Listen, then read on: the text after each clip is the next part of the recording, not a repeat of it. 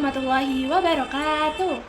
Halo teman-teman, perkenalkan nama saya Naila Salsabila dengan NIM 23010502855, presensi 31 dari Rombel F angkatan 2023, dan saya dari Prodi Pendidikan Guru Sekolah Dasar.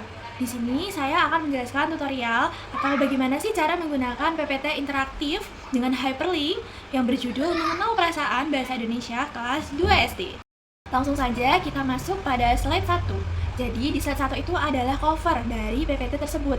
Di cover tersebut ada judul dan tulisan Mengenal Perasaan Bahasa Indonesia kelas 2 SD, dan di bawahnya ada tombol home.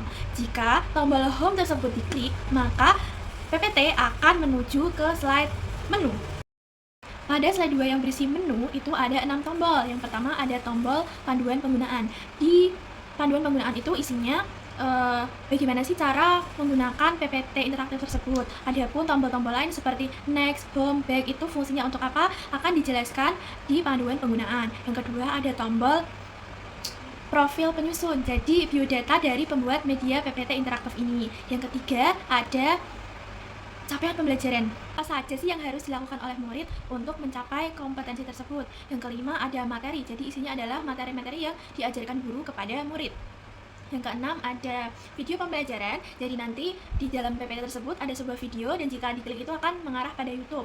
Yang ketujuh ada kuis, jadi kuis ini adalah soal singkat gitu ya untuk dikerjakan murid secara individu ataupun bisa bersama-sama dengan teman. Nah yang terakhir ada soal ujian. Nah soal ujian itu dikerjakan oleh murid secara individu. Nah di PPT ini soal ujian ada 10 soal. Slide 3 yakni berisi panduan penggunaan. Nah, syarat utama untuk menggunakan PPT interaktif dengan hyperlink ini, PPT itu harus dalam mode tampilkan. Nah, jika sudah, maka panduan penggunaan yang kedua itu kita bisa mengarahkan kursor ke objek yang memiliki hyperlink seperti gambar, tombol, atau teks, kemudian nomor soal dengan mengklik objek tersebut untuk membuka halaman atau menu yang dituju.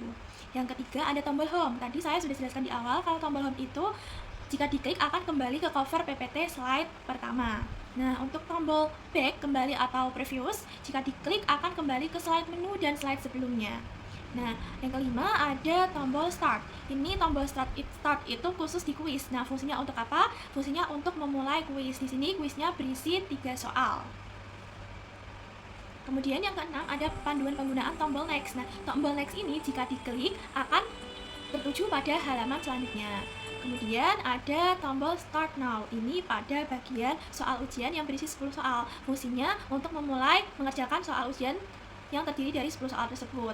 Yang ke-8 itu ada tombol angka 1. Nah, tombol angka 1 ini jika diklik akan tertuju pada soal nomor 1. Begitu juga seterusnya untuk angka 2 sampai 10.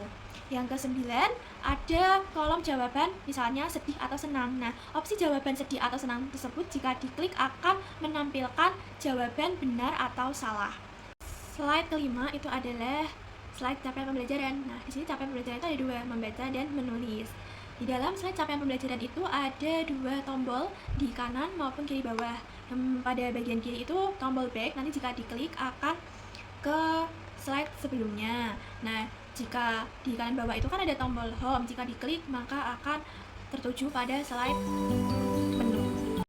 Untuk slide 6 itu berisi profil penyusun dari pembuat media PPT interaktif dengan hyperlink ini. Ada nama, NIM, presensi, sama rombel. Dan di slide profil penyusun ini di bagian kanan bawah juga ada tombol home. Nah, tombol home tadi jika diklik akan tertuju pada slide 2 yang berisi menu. Pada slide 7 yang berisi slide tujuan pembelajaran. Di PPT tersebut ada 2 tujuan pembelajaran. Nah, di slide tujuan pembelajaran itu juga ada 2 tombol. Di kiri bawah ada tombol back atau previous, dan di tombol kanan bawah itu juga ada tombol home. Nah, sama seperti sebelumnya, tombol back itu jika diklik akan tertuju pada slide sebelumnya, yaitu slide 6 yang berisi profil penyusun, dan jika tombol home di kanan bawah diklik itu akan tertuju pada slide kedua, yaitu slide yang berisi menu dari PPT interaktif tersebut. Slide 2 atau slide menu itu kan ada tombol materi. Nah, tombol materi itu jika diklik akan tertuju pada slide 8 atau slide yang berisi cerita pemantik. Nah, di slide cerita pemantik itu juga sama seperti slide sebelumnya. Kalau Di kiri bawah ada tombol previous atau back yang berisi jika diklik itu akan tertuju pada slide sebelumnya, yaitu slide 7 tujuan pembelajaran, dan jika di next akan tertuju pada slide 9 yang berisi pengertian dari perasaan itu apa. Hal ini berlaku juga untuk slide 9 sampai slide 12 pada bagian materi.